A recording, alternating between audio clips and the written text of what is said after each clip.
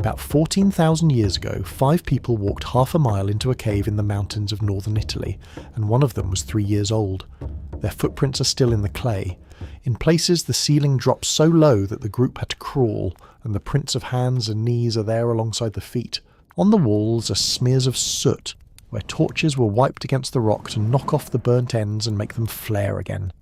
The youngest of the 5 walked on their own for most of it. Nobody knows why they went in.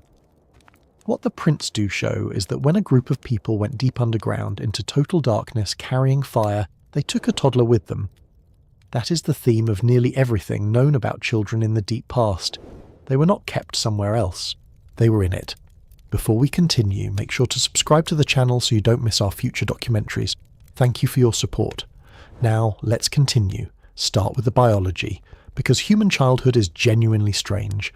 A newborn human is helpless to a degree that has no real parallel among other primates. It cannot cling, cannot hold on, cannot follow, and cannot feed itself for years. A newborn ape grips its mother's hair from the first day and rides. A human infant has to be carried deliberately by arms that could otherwise be doing something else. And the dependency lasts.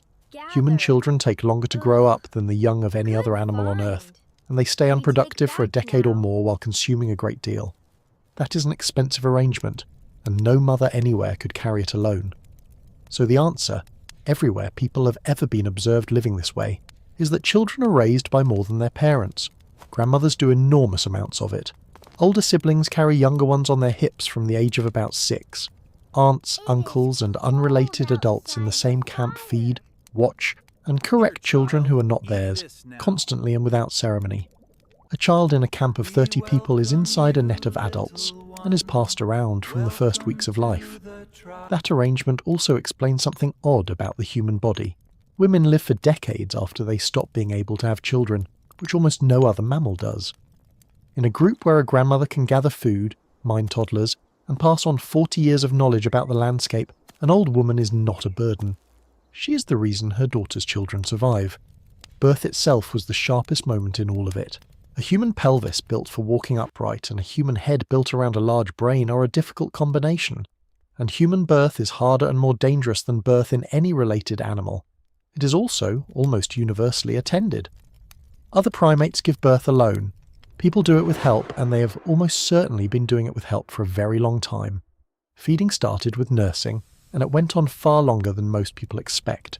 In groups living this way, children commonly nurse into their 3rd year, alongside solid food, and the milk keeps flowing because a nursing mother is less likely to conceive again quickly.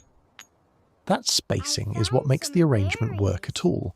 A woman with a 4-year gap between children can carry one and feed one. A woman with a 1-year gap cannot. Solid food came early alongside the milk. Chemical layers laid down inside teeth record what was passing into a child's body month by month, and in at least one Neanderthal group those layers show solids being introduced at around 5 or 6 months, the same age paediatricians recommend today. The food itself was prepared by somebody.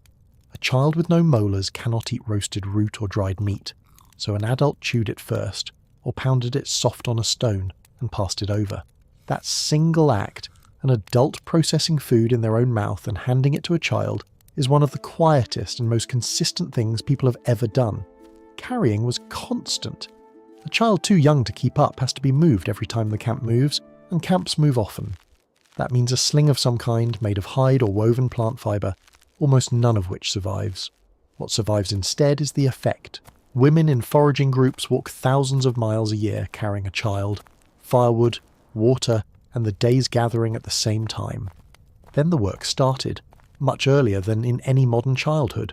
Children in foraging groups feed themselves in part from a surprisingly young age. Small game, insects, eggs, fruit, shellfish, easy tubers near camp. A 6-year-old can gather a real fraction of their own calories in a productive environment, and children moving in a group along a shoreline or through a berry patch bring in food while the adults are elsewhere. They also carried water, gathered firewood, minded the fire, and above all minded each other. In camps that still work this way, the person watching a 2-year-old is usually 7. Discipline barely existed in the form anyone would recognise now. In group after group of foragers observed in modern times, children are almost never struck and rarely ordered. They're allowed to handle knives and get close to fires, and they learn the consequences directly. What holds behaviour in line is not punishment, but the fact that everyone is watching all the time, and that a child who behaves badly in a camp of 30 relatives hears about it from all 30. And the learning was constant, because there was no separate place where teaching happened. A child watched adults nap stone every single day, sitting a few feet away in the debris, and the debris records the results.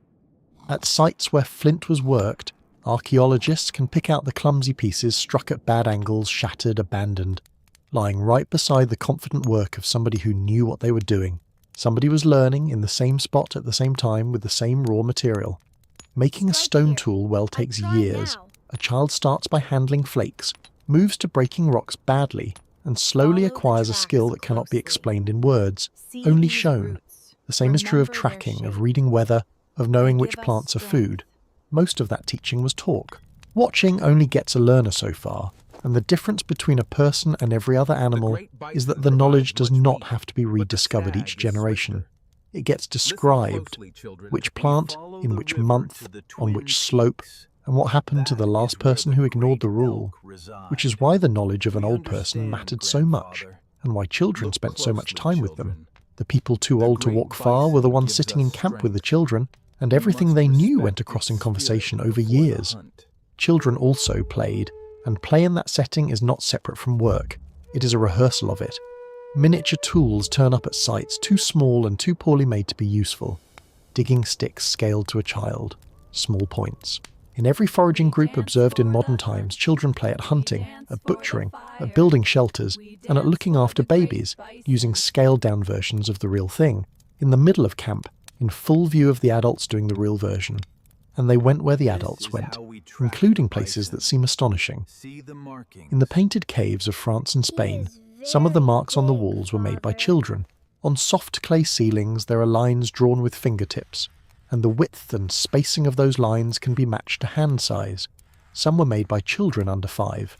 In one cave, marks made by a very small child appear on a ceiling too high for that child to reach, which means an adult picked them up and held them there while they dragged their fingers across the rock. Hand stencils, made by placing a hand flat on the wall and blowing a mouthful of powdered pigment over it, include small hands as well as large ones. Making one means holding still against cold rock in the dark while somebody sprays colour across your fingers and then lifting the hand away to find the shape of it left behind. Whatever those caves were for, children were brought into them, deliberately, deep underground, and were given something to do once they arrived.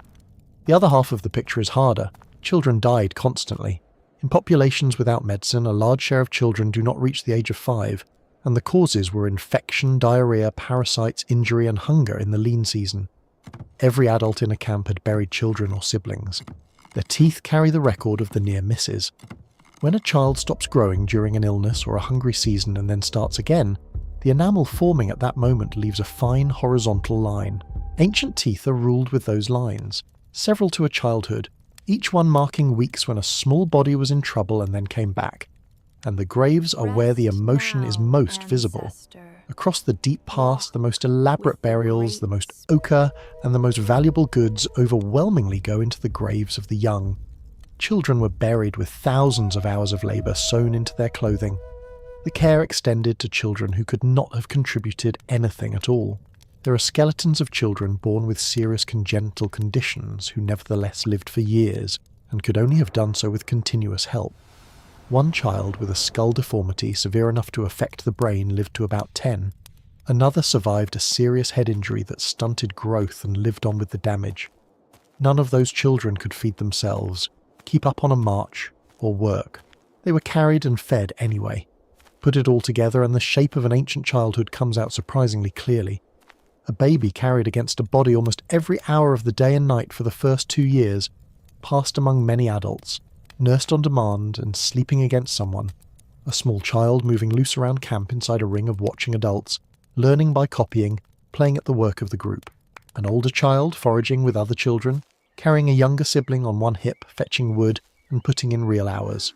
A teenager who was already, by any practical measure, doing an adult's job, and who in many groups was married not long after. There was also no such thing as being alone. A child in that world was never out of earshot of the group. never slept in a separate space, and never spent a day without seeing every other person they knew. No schools, no lessons, no separation of children into their own world, and almost no privacy. Also, no way to protect them from disease, from hunger, or from the animals outside the firelight. The small hands stencilled on cave walls belong to that world. So do the finger marks scraped across a clay ceiling by a child who had to be lifted up to reach it, deep inside a mountain, by torchlight, by an adult who thought it was worth doing.